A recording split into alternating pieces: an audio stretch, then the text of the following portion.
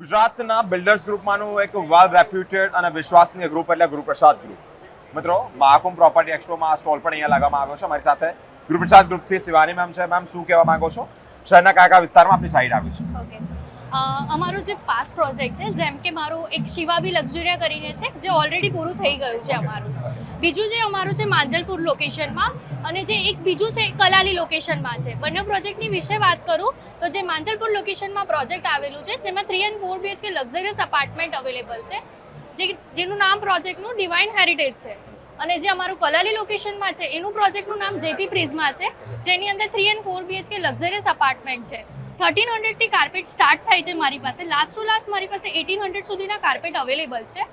જો તમે જોઈ શકો છો, રેડી પોઝિશનમાં જો તમે પ્લાન કરી રહ્યા હો તો આવીને ફટાફટ બુક કરો, કેમ કે તમને આજે સારું અવસર આજે અમારું કુંભનો મેળો, આવો એકવાર અને ખુદ જરૂર પ્લાન કરો અને વિઝિટ કરો અમારા સાઇટ પર। ઓકે મેમ, બજેટની વાત કરું તો કેટલાથી લઈને કેટલા સુધી? બજેટની વાત કરીએ સર, તો આપણી પાસે છે ને 89 લાખથી સ્ટાર્ટ થાય છે ડિવાઇન હેરિટેજ માંજલપુર લોકેશનમાં। લાસ્ટ ટુ લાસ્ટ મારી પાસે 1.30 CR સુધીના અવેલેબલ છે। અને વાત કરીએ જેપી પ્રિઝમાની તો 74 લાખથી સ્ટાર્ટ થાય છે, એની અંદર પણ મારી પાસે 1.30 CR સુધીના અવેલેબલ છે સર।